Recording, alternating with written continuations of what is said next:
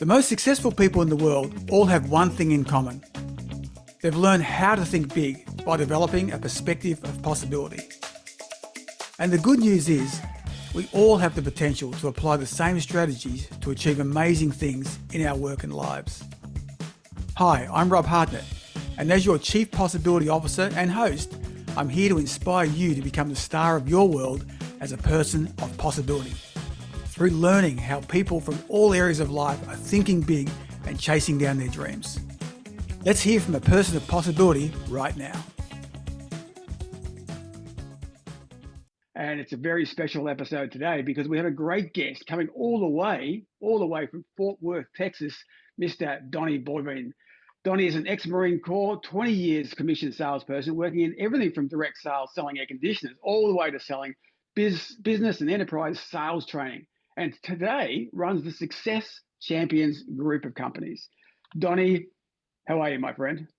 Oh, Rob, dude, thanks for having me on, man. Just a little bit, we've already been chit-chatting, man. I like you. So this is going to be a fun conversation. So looking forward to hanging out, bud. Yeah, it should be. And you were asking me about profanity before. I thought that was a great question. And I I ask on think, every show I go on because there are some that are very particular about it. So, yeah, I I try to get it. respect. No, I appreciate that. But I must have went. You triggered something in me. And I was listening to an earlier podcast you did, and it was an interesting line I have. You were talking about one of your early jobs post being in the Marine Corps, and you were talking about doing it, and then all of a sudden, before you're about to quit this job, someone said to you, "You should try something else." And I think it's a really interesting Yeah. kind of metaphor. And I've got this acronym for it, which is a BYQFI. BYQFI. And if you've ever heard this one, Huh. BYQFI, which is basically before you quit, effort. and, and so That's pretty it's much what like, happened to me. it's pretty much like it. But sometimes you get to a point and you go, well, actually, I really want to do this. But hang on, before you quit, what's the one thing you haven't done yet? What's the thing that's kind of out there? You might be challenging you or pushing the limit. And you go, before I quit, effort. And I've seen that successful tactics. And I don't think it's a tactic, but I just think it's that people get to the end of the tether, but still something's burning in them. And before Well, you I like quit, the just try freedom this. in that because once you get to the point of I'm gonna quit, right? It's like you shut off one portion of your brain, and now your guard's down. Because if you flip that around and say, "Let me try something I haven't tried," there's not so much natural defense mechanisms at play right now. So it's actually a really smart maneuver. Yeah. Of course, I had no intention of that when I went through that scenario, but luckily they saw something in me that I didn't see in my damn self. So And which I sometimes think that's is the often case, the isn't case. it? Yeah, for sure. And sometimes that's the case where you don't see it because you're so caught up, and your subconscious is this dangerous little thing sometimes that can keep telling you why you can't do it. And it will restrict you when you say that, when you almost give yourself permission to go, you're going to try this because there's no downside. I'm going to quit anyway. Like something, you Right. can't get any lower. So let me have a crack. And if it works. So let's jump into you though. So what I'm really interested in, you're 20 years in the Marine Corps, and you did a bunch of work in sales. Well, let's Oh, talk about no, the hold on, let me business correct. side. Only Oh, four yeah. years in the Marine Corps, 20, Oh, 4 years 25 Marine years. Corps, So sorry. yeah. And then No and worries, then no and worries. then the sales side, then the sales side. There was a large sales side which I love, from direct selling door to door to almost like enterprise sales as well, and selling Yep. methodology, which we've both done. But when you launched your own business, that was an interesting part because you'd been around business people, but you decided let's launch my own business. And you had all the big thinking, you had the passion, and you had the discipline of the Marine Corps, and even probably before that, you had discipline, which is really important. A lot of people lack that, but it still wasn't enough. What was missing? You said that you kind of launched this business, but it just wasn't as successful as you imagined. Take me through Well, that. I mean, give you a little bit of context and background. When I launched my company, I was instantly put under a non-compete that I don't remember signing. So my last career was with a sales training organization, and I had full intent of launching a sales training company. And Right. as soon as I put up my own shingle, yeah, they came at me with the attorneys really quick. So I could not talk about sales, business development, sales training, sales management anywhere. So I essentially went from making a ridiculous income to zero with no business idea. Right. And I had to scramble really quick. So I actually started off with thinking I was going to be a motivational speaker, if you can believe that. Which I now laugh at a lot of people who call themselves motivational speakers. But um, you know, I tried everything, man. I tell everybody, that first year in business, and I think this is true for a lot of people, I was just a business whore. I said yes to anything that would come down the pipe because I had to pay the bills, right? I had Yes. responsibilities, Yes. you know, but it was absolutely not enough because, 6 months into trying to build this business, my wife's Jeep was repossessed. Our dream farm was almost freaking foreclosed on. Graciously, my wife cashed in her 401k, got her Jeep back and saved the farm. And then we bet on the company. And this what allowed me to get to where I am now. It's one of the biggest catalysts. But the idea of what was missing is I didn't understand, even 20 years almost of straight commission sales, that somebody always was telling me what to do. Right. Even though if you would have asked me, like, what's your life like? I would have told you working for others that it was like complete freedom. Right. As long as I hit my numbers, man, I can do what I want, be what I want, blah, blah, blah. But somebody was still giving me the numbers. Somebody was still giving me a quote. I didn't have to worry about operations. I didn't have to worry about delivery. I didn't have to worry about billing, all the other ancillaries that come along with running a business. So what I ended up doing is, really, instead of creating a company early on, I created a really crappy job for myself because it didn't pay. Right, Um, right. I like that. I because like you created a job for yourself, which can be okay as long as that's what you think you're doing, as opposed to yes. you kind of thought you were doing something else. I imagine at that Oh time. yeah, dude. I kept telling everybody I'm a business owner and all this. And I remember I sat down with a friend of mine and mentor buddy of mine, and I said, "Hey, I'm trying to build this business. Can you give me some pointers?" And he goes, "Sure." And he goes, "Describe your business." I'm like 5 minutes in describing my business, and he's falling over belly laughing at me. Like I had said the funniest joke in the plan. I'm like, "What the hell are you laughing at?" I'm like pouring my soul out here. He goes, "Dude, you didn't build a business. You built a really shitty job for yourself." Um, and he said, "You're doing everything an employee would do as they build a company. You're doing nothing that a CEO would do." And I realized in that moment, I had Wow. no Okay. clue what the hell a CEO actually did. I thought they sat in a corner office, signed some paperwork, right? Walked around Right. the halls and bossed people around. I didn't know what the hell they did. Yeah. So I remember that car ride home in my truck was mind-boggling because I sat in my truck going, "What the F does a freaking CEO do? What do they think about?" And it was a couple of days later the epiphany finally hit me is the biggest difference between a CEO mindset and an employee mindset is an employee always thinks in how do I get this done? How fast does it need to be done, right? A CEO never thinks in how, they always think in who. Who can get this done for me? And it was a massive mental upgrade for me because an employee, if you don't do it, you don't get it done, you're fired, right? You're reprimanded. As a Yeah. CEO, you find the people to go get it done for you. Yeah. It's a big shift in thinking, and there's a book out called, you probably got it, called, Who Not How. It's a I've seen it. I've not fantastic read it. I book. have seen it. Yeah. It's literally that whole premise of, and it's a real shift in thinking of who, not how. And when you get into it, to your point, which is that when you think who, not how, because you start thinking how can I do, how can I, but you might be equipped to do it. You're not the right Yeah. person to even consider that question of how. You think because who people think differently, who people know more who people, and their Yes. approach is completely different. It's a great epiphany, isn't it? I can imagine what you're just thinking about. You It is. It driving the sounds like truck, we're going, doing hang on. our it's like we're doing our own Dr. Seuss movie right now. Whoville, Right. right? All the Who's. Oh yeah. But no, but it really is. I mean, your people that think in how are absolute geniuses, in my opinion, because they're really good at structure. They're really good at processes. They're really good at systems, right? Your who people tend to be like you said, you're really, really big people. Big thinkers, they thinking outside the box. They're the ones pushing the envelopes. I also find that your big thinkers like that, rage is a hell of a tool in their tool bag because they'll be doing something pisses them off, and they're like, "Well, why has it got to be done that way? Screw that! I'm just going to make my own way." And I can Yeah. I can just share enough of my own stories where that's proven true.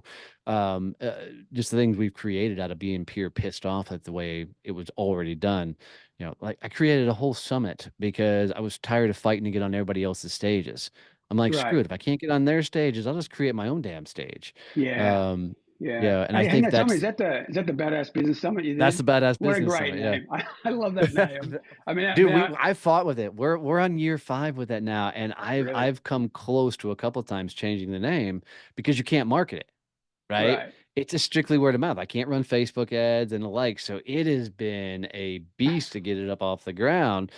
But Right. because I've stuck to it with the name, people keep leaning into it, which has been really fun. It's got a great PR. Look, I mean, I probably sound a bit crazy, but it almost self markets itself because you can't. You know, it's got that Yes. angle. Who go, what is that? What's that all about? So it actually starts the curiosity question. You know, which is where I remember our good friend Michael Haynes has Yeah. mentioned to me. I said, "You going to the US?" He goes, "Yeah, yeah, I'm going. I'm speaking at the Badass Business Summit." You know, when Michael said it through, I'm like, "You're speaking at the Badass Business? Tell me more about this, right?" Dude, And and that's he how the crushed it too. conversation. Michael was freaking amazing. He was awesome. I still get people coming back and asking about his presentation and him. So, but Yeah, it was fun. I mean, but it literally it was all born out of nobody would give me this day. I mean, in my little city of Fort Worth, Texas, I was well networked, knew a ton of people. But now, here I was, I realized quickly with my business that people in Fort Worth, Texas may have known who I was, but the rest of the world had no damn clue who the hell Donnie Boivin was. right. So as I tried to go get on stages and everything, nobody actually laughed at me, but that's sure what it felt like, Yes. because you're applying to get on a lot of stages, you're applying to get into a lot of venues, and you're getting no replies. Nobody's talking. I mean, I'm like, dude, I can keep digging around with this, or I can just freaking make my own thing. So, and of course, we chose to create the first one, March 20th of 2020 was Yeah. supposed to be our inaugural. It's a great sense of timing that isn't it March 20. Everyone kind of just Yeah, gets it. You know, you don't right, even say anymore. right. You just mention the date and everyone goes, Yep, yeah, yeah. yep, That yep. was So I used to did my big first keynote, believe it or not. I walked really hard to get my book into airports, and I got the biggest airport news agents like retailer of books in yeah. Australia and Asia Pacific, and they got me on stage. I'm thinking, right, I'm in there, I'm doing their conference, their sales kickoff. And I remember just before the CEO's going, yeah, a few problems in Asia at the moment, shutting down a bit. I'm not, don't think I can make our numbers if this keeps going. This was March 2020. He's going, yeah, I don't know if this pandemic will be over. Hopefully, it's over in a couple of months. We'll be able to get back to business. It's like, it was like the timing could not. But what do? You got to keep on going. Yeah. Yeah. Well, you know what I love? I mean, I don't want to talk that it's great that something happened at a bad time, but I think your Who people, to even come back around to that, your Who people pivoted and built things. I mean, we built Success Champion Networking, 2 weeks after we shut down the summit and postponed it till we still did it in 20, it was just September of Yes. 20, but we completely pivoted at that point and launched another business because at that point, I was 2.5 years into building a business, and I Yeah. knew how damn hard it was to build an online business. It's a lot of freaking work. You got all these gurus out there like, oh, create a course and you'll be an instant millionaire. I want to punch all those yahoos in the face, but because they're just full of shit. But for us, I'm like, man, these people don't have 2.5 years to figure out how to do online, and so we launched the virtual networking groups and at that point, I had two six-figure businesses running, and that we no longer even operate anymore Right. because of how well the Success Champion networking groups are taking off. But had there not been a pandemic, I don't know if I would have gotten to that tipping point of, hey, maybe you should launch these. It definitely accelerated people. Well, not everyone, but it definitely accelerated a lot of people who knew how to accelerate and were up for it, and who were thinking about a few things in the back of their minds. So, you know what? Now I've got to go, or now we should do it. And I read about really good case studies on Nike, Nike Asia, Nike Mm. China, and how they shifted. They had this 5 year plan about how much they wanted to be direct to consumer and how much they wanted to start actually getting a lot more in contact rather than just going through all the retail stores they did. And they said, you know what? We're going to just drop this from 5 years to 6 months. But what Yeah. they found was you could say that, but one of the most important things they did that they had this culture of like it's got to be right, it's got to be perfect. And the first thing the leader did, she said, you know what, done beats perfect. That's our new slogan Yes. here, right? Just do it, and done beats perfect. And if you screw up, it's okay. Let's celebrate the screw up and let's go again because there's no way we can be the Nike of 2019 and crush 5 years into 6 months if we operate the same way. And I Yeah, thought I it was love a that. great, yeah. Oh, I mean, I don't know if I heard it because of that story, but I was doing our team meeting end of last year, and we were doing our 2 year plan, and I had them all working through that. And this wasn't my original idea. I'd heard either that Nike story or something like that. And we Mm, had the 2 years, and we were on the whiteboard. We'd mapped out everything. And as I'm sitting there looking at it, I just looked at the team and said, "Cool. How do we do that in 6 months?" And you right. instantly watched everybody change demeanor because they were projecting 2 years out, and it totally shifted gears. And then we took a 2-year plan and we've now shoved it in 6 months. And that's what we're going after right now because Yeah. it, I don't know if it, I don't want to say it takes the rules off, but it makes you think from a whole damn different perspective when you really shorten that timeline like that. Yeah, it's Yeah. about that. And I love doing this with teams as well. I'm doing one at the moment. It was a semi-government organization, and they've done this planning. And I said, this is great, but it's not big enough and it's not fast enough. How can we go bigger and faster?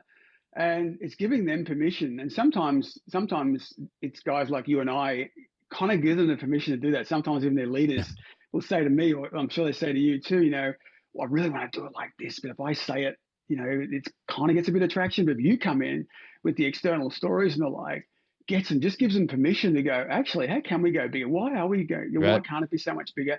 And what's the big deal if you fail, right? So if you're going for a million here, but actually you get the 900, it's Right. like Right. you're going to do 400 before, so it's like not bad. And it's that permission. I find people still constrained by that. Just generally, tell me about. There was something I wanted to ask you about. You touched on this before. We started talking about. You've obviously grown the business, and one of the factors I think makes a difference. Certainly, it has been a difference with me. I'm sure with you, is hiring or partnering with people who bring different skill sets to you. We talked Mm. about the who, not how. Tell us more about that. Was finding out who complements you Yeah. and who adds value to you. I mean, first I should iterate that I think the greatest tool on the planet to meet the dude in the mirror is building a company, right? Because you're going to find out what you're made of really damn quick, right? Because Yeah. you realize that nobody else is going to do it. So you got to get off your ass and go do it, right? So what I continue to learn is I have certain set of natural skill sets. Like I'm great at picking a vision. I'm great at, inspiring people. Where I really, really suck is strategy and operations and systems and processes and the likes. So I look at, as I've built a business, is I don't need another Donnie running around, right? One of me is well plenty enough, right? What I need is I don't need my doppelganger. I need my arch nemesis. And I mean this in Hmm. a loving way, right? Yes. Every Yes. superhero's got their arch nemesis, and they're usually just as smart, just as witty. They just have a different set of skill sets. And so for me, I have to constantly surround myself with operationally minded, process oriented people, because I'm a guy that's just ideas come really fast, right? And I'm constantly bombarding things out. And I need people that can pick up the ball and go, okay, cool. Let's put an SOP around this. Let's put the systems in place here. Now, because that's just not my world. I had a gentleman on my podcast, Growth Mode, that he, put it this way. He's like, dude, I'm really talented at building companies to $50 million and then I sell them. Right. He goes, I don't know how to take a company from 50 million to $100 million. So that's just my MO. And when he said that to me, I was like, man, where is what are my things that I'm just damn good at? Right. And it's really building these teams and bringing these cool people together and getting them to collaborate and work together. My job is to play puppet master, if you will, of all these multi-talented people. But I have to surround myself with people who are not doers, but they're the thinkers that think strategically. It's such a great point, that, and just realizing what you do well. A good colleague of mine had built a business in Australia, and he listed it, in the stock market, took it public, the whole thing, and he was still CEO. And he said the best thing he ever did was actually sack himself and put a professional CEO in. And he kind of thought he wanted to explore other companies, so he felt he just couldn't run it. So he thought, let me see if I hire a CEO. And he said he got these talent pool of a number of CEOs, like about when he got down to the short list of about five. He said the questions these professional CEOs asked of him, he didn't have the answers. And he's Yeah. going, I really need to hire one of these people. And when he did, it was a game changer. He became chairman and allowed him to expand. He grew the networks, he grew the business phenomenally. But he just said, I honestly didn't know what I didn't know. I thought I was doing a great job as a CEO. I was way off in systems, in people management, processes. He said they were okay, but they were nothing like I just didn't go the next level down. He said best thing I ever did was basically sack myself into a better job. He's brilliant because I can tell you every room that I found myself where I'm the smallest fish in the room, I have become a very, very humble student. And I've got a big ego, right? Anybody knows me for an amount of time knows that I got a pretty big ego, but I consistently find, and I'm going to be just like that guy someday, where I'm going to have to bring in a CEO that can just push this thing to the next level. I'm 100% aware of that. Yeah. Because that's just, I mean, I'm going to be able to take the company so far, and then I'm going to be the thing that holds it back because I don't know all the next levers to pull and the likes from there. So I just completely get that. But I found for me that my level up is to walk into a room where I am the smallest person in the room, meaning I am the least successful. I'm the least, skins on the wall or whatever Right. else, and go into those rooms and the conversations blow my damn mind because they just think and talk in such a different damn way that I have to become a student in those rooms because I'm here, they're here, and I'm not putting myself down. Mm. They've just done things to a different damn level, and I've got to learn how to rise up to meet them. And it's been fantastic. So I guarantee when he sat across from those CEOs that that was just a mind blowing experiment. Yeah, I think the other thing that you demonstrate, and I think it's really important, but I think these people, the consistent ones who've done it over a period of time, are also really, they just have the insatiable curiosity. They're sponges. They soak it up. They want to know, and they don't care who they get the information from. They don't care if you're in their social circles or not. They just are really interested in this particular thing they need at that time. Who's the best at it? Where are they? How can I find out more? And their questions just keep coming at you. And I think that's a discipline. And you tweeted me about, there was a quote from one of the Olympic coaches I was talking to, and I said, what's the difference between those who are kind of like national champions to Olympic champions? Like, obviously the other guys are good. What's the difference? And he said this quote. He said, 85% of elite training is perfection of the basics. And he Mm, said most people just don't have the discipline to keep doing it, and they don't have the tenacity to keep doing it. And even in Arnold Schwarzenegger's new book, Be Useful, as he spends a chapter on that, on people just typically don't have the discipline to keep going. And I think curiosity is a discipline. I think showing up at events where you're the smallest fish is a discipline to keep doing that, because you could easily not do that. You're successful enough and big enough to blow up and go to Cancun, right? right? It's better if the conference is at Cancun, but anyway, Yeah. but you don't. You go and go. Well, I'm going to go to another one again because it was so good and I learned so much. I'm going to go back again, go back again. Well, to me, that's the 85%. That's Yeah. saying, oh, I've still got more to learn. Tell me about I people love who. that. Sorry, go on. You go Well, on. I actually, if you don't mind, I'm gonna jump on Yeah. because um, uh, God, Grover something wrote a book and he talks about Kobe Bryant in the book, and I can't remember the name of the book, Right. but one of the most fascinating things with a story in there that I've since seen the guy that tells the story in a YouTube video. But he decided he was stacked up against Kobe Bryant one day, and he decided that he was going to go into practice early the day of the game because by God, he was going to beat Kobe Bryant that day. So he goes in at like 7 o'clock in the morning for like a Right. 7 in the evening practice. And when he gets there, Kobe's already on the court working out and doing shots. And the Yeah. guy says he worked out for like 6 hours and Kobe was still there shooting.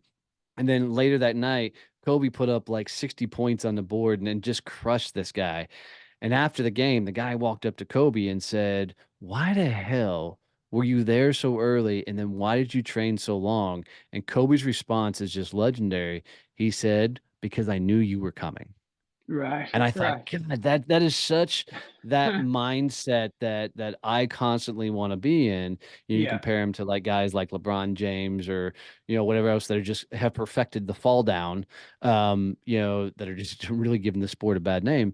And I'm not even a sports guy by any stretch of the Mm. imagination, but I love that mindset of the curiosity factor of the ability to go to your point, learn the basics, get all dialed in because it always comes back to the blocking and tackling. It always comes back to the simple things done over time. And not because this is the way I told you to do it. It's because you tried it, perfected a methodology, then figured out how to make that methodology work best for you.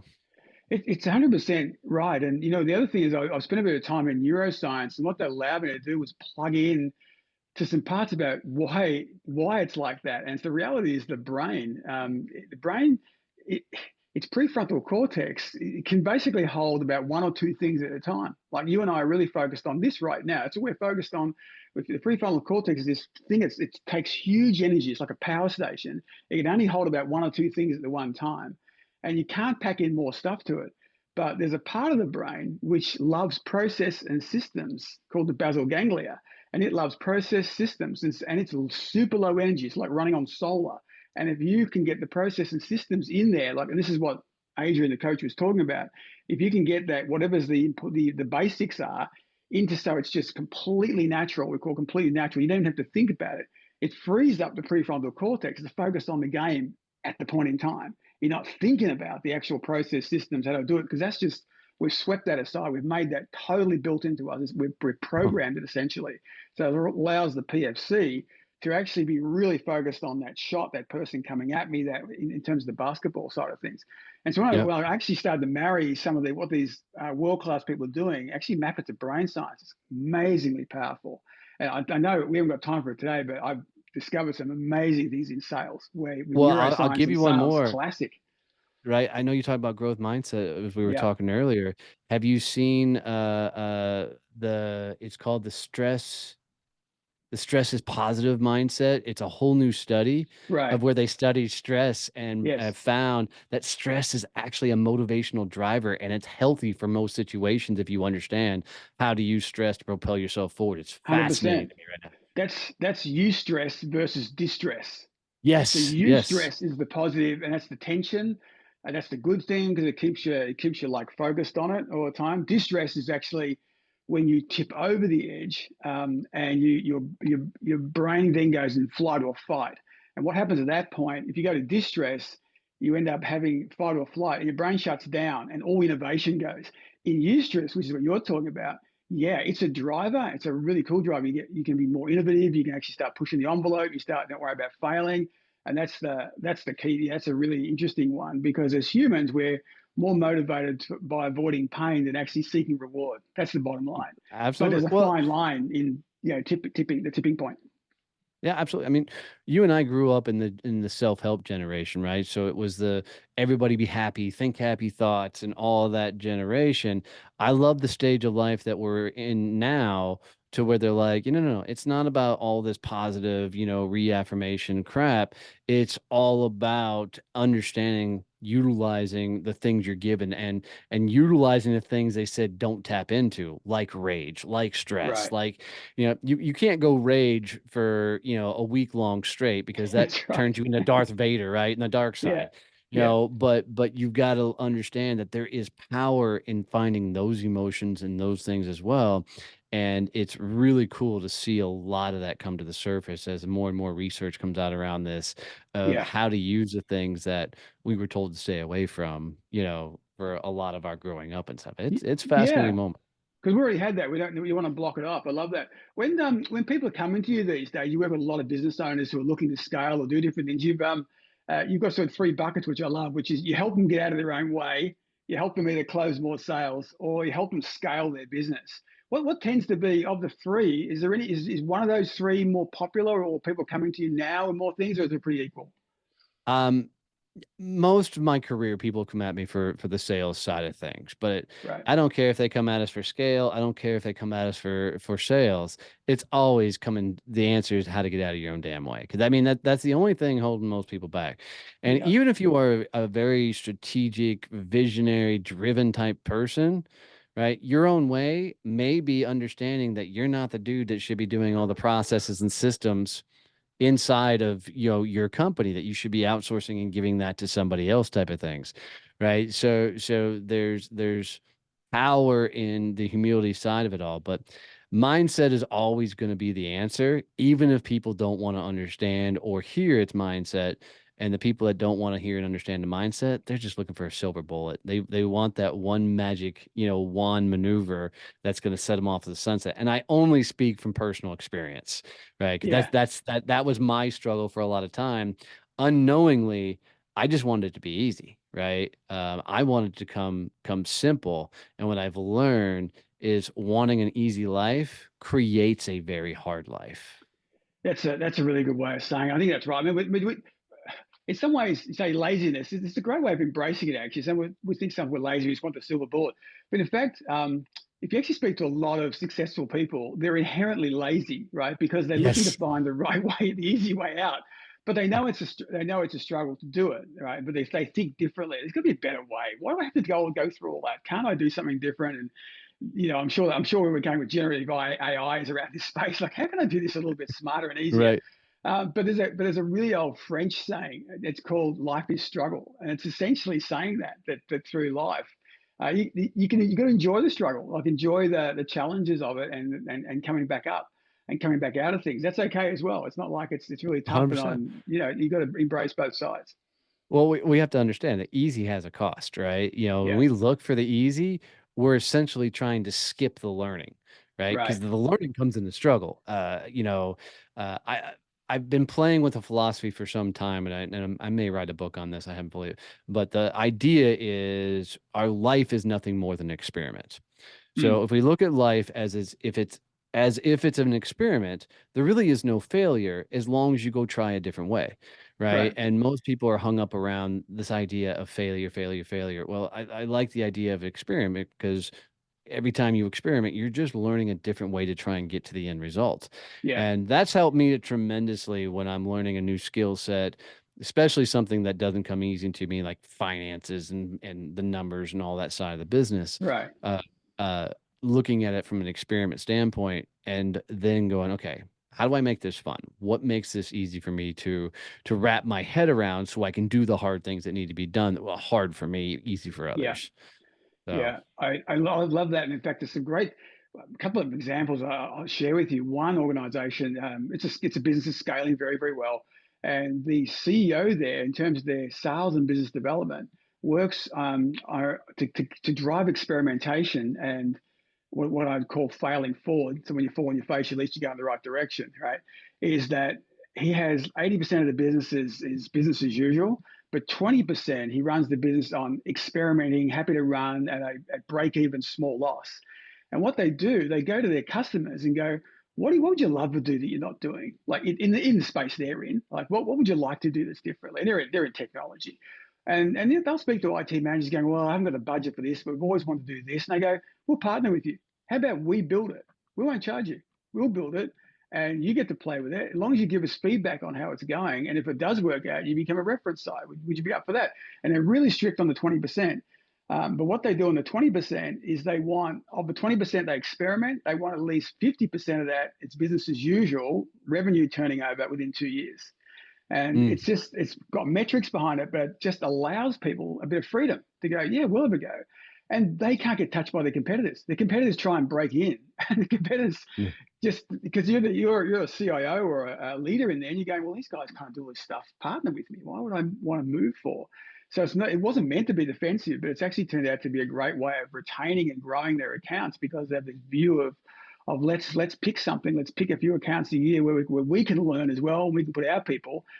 And the other side effect, Donnie, was he attracts the best staff because people want to work there because you get to yeah, play, what a cool environment. Yeah. you get to play a Yeah. bit, and it's really interesting.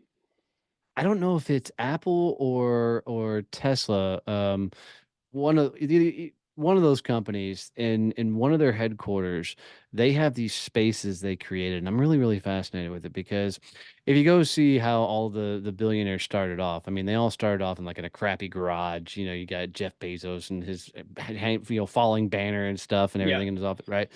And so they created these garages in the middle of their headquarters. So you have it's Apple. You have this Mm, multi-billion dollar like complex, and in the middle of it, they have like four garages, actual car yes. garages that are just junked up with old computer parts and motherboards and everything. And their engineers, their developers, or other people in the company, they're allowed at a certain percentage of the time to go work in the garage and just Yeah. tinker and play. They still have to contribute probably the 80-20 rule, right? The Right. 80% of their time to the company. But when they just need to go tinker, because we all get to a place where our knowledge, exceeds or stops because we're in this pristine white tower Mm, business or building And so what they figured out is if we can get them back to their roots, back to the garage, back to, the Yeah. basics of where they can get really, really innovative. And these companies that create these things like that, like your company that you're talking about that's doing the 20% with the clients, that's brilliant, man. I mean, what a cool way to learn how to hit the next level and scale. It's just, it's got to be leader led. It's got to be leader led. Yeah. And I was blessed. I worked for Apple and Hewlett Packard, and I remember at HP before my time. I remember at HP when I first started out, they had in California when they moved out of the garage, out of Bill Hewlett's garage, and they actually had a facility. They basically the tool area there was open on weekends. So you could go in if you're an engineer, you could take any tool, soldering iron, grab that bit over there, you took it away on the weekend, you play with your stuff at home, right? And Bill Hewlett and Dave Packer that was really important to them. Well, they grew and grew and grew, and they brought in a management consultancy company. It came in and they did their Yep. time and motion studies. And Bill Hewlett heard that they'd put a lock on the tool shed inside HP. Ugh. And he went down there with bolt cutters. It's a legendary story of bolt cutting, broke the lock off, smashed it, ripped the signs up, opened the door wide open, and basically, velcroed it open, and just went and said, "You're not changing the culture. This is HP. This tool shed, this part for the garage, is who we are, and that's what we're going to stay at." And it just was legendary that I'm telling you now, probably 40 Yeah, years that's awesome. later, of what he did, because that was innovation. That's how they attracted people to work on the weekends, come around, play, experiment, because he knew that that's how he got the best people. They knew when they came up with Yeah. ideas, someone would go, "Yeah, I tried that last weekend, and I blew up my wife's microwave or something." Right. They'd actually Right. tried Right. something. And I think that's just got to be so leader led. Hey, one thing you talk about was your networks. I was fascinated with this because you talk about changing networks, and normally I'm guessing you probably didn't like the ones you were seeing, a bit like me, like cringe at the word. But you've built, and I've seen this. I know it's not you talking. I've seen this networking you've got really work. I've seen the feedback. I'm really interested in it. I've really only seen it one other place. I saw the C-suite network that does a pretty good job at this as well. But tell me about your networking and what you've put together. So, as I talked a little bit earlier, we launched Success Champions Networking back in March of 20. So we've had a little bit of run with it. What I've knew over the years is, I'll just speak very bluntly. Networking was created by a bunch of broke people that didn't know how to sell. And so if you go read the history of a lot of your big networking organizations, and I'm not bashing on anybody, but they'll tell you in their story that they lost their number one client and didn't know how to get another one. So they created this idea of networking. And that's how networking that most people know, it was invented and created in the style it has.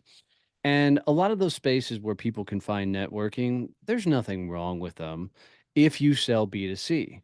But if you Yeah, sell business to business and you walk into a lot of those rooms, you're going to walk into realtors and title companies and mortgage and MLMers and all these people that can sell you, but they can't open doors for you. So right, for the B2B side of things, it becomes a really, really one-sided conversation because you can make a lot of introductions for a realtor, but the realtor, like, when I found networking, really, I was selling commercial printing. My average sale between 50 and $100,000, right?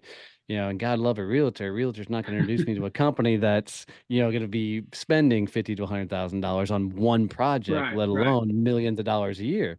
Yeah, So, even back then, young, I had to create my own networking groups to be on the B2B side of things.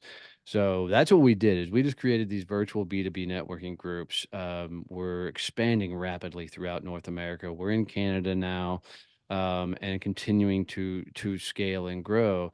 It's a couple of things. One, it's a community of just amazing people that are going after similar clientele that just vibe and get it together. So on one hand, the groups become your support system, your kind of your family, but they're also your business development arm because they're out talking about you as they're going right. after these bigger clients and stuff.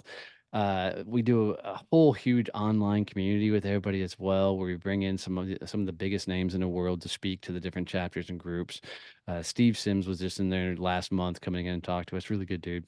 But the whole idea was, a lot of us are corporate escapees. So we were Yes. really big in corporate America, Yeah. right? Or corporate world. Now we're 3, 4 years out launching our own businesses. Right. And then you miss that water cool conversation, right? You Yeah. miss the office talk. So we've basically created that same type of environment virtually Yeah. so that you get support, help, this camaraderie, conversations, and your business grows alongside of it. Yeah, it's like, yeah, I think that's a great market. I mean, that market of, those who escape in the cubicle Yep. is really huge. And a lot of times they don't know how to scale it down. It's really interesting. They don't go and buy their stationery from a local shop. They keep buying it from Office Max or something still, because that's what they did in their corporate world. I think it's Yep. great. Now, when you talk about you've gone to Canada now, I have to ask you, being down in Australia, are you looking to expand internationally with this at some We point? we will be. The trick that we run with everything is we'd have to find the right dynamic individual to open up the other countries for it, Yeah, because with the time change, it just makes it really, really hard. I mean, right. for somebody to put together one of our chapters, we run them through a pretty vigorous training because we want to maintain a culture structure. We want the growth trajectory to be right.